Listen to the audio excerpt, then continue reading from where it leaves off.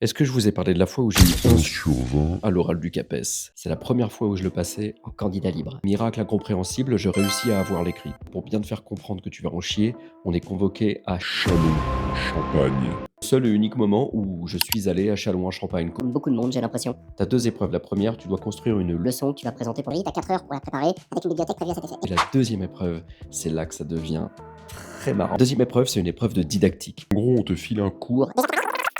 Critiquer les choix qui ont été faits avec tout un tas de références que tu es censé connaître. Moi, je les connaissais pas, je savais même pas. Pour moi, la structure de l'épreuve était même pas claire. Les couloirs sont hyper chauds, tout le monde étouffe entre le stress et la sueur. J'entends parler du jury 2. J'espère que je suis pas dans le jury 2, le jury 2 c'est l'horreur. Il y a des gens dans ce jury qui ont écrit les bouquins dont il faut se servir pour réussir cette épreuve. Pas de bol, je tombe sur le jury 2. Ils se sont...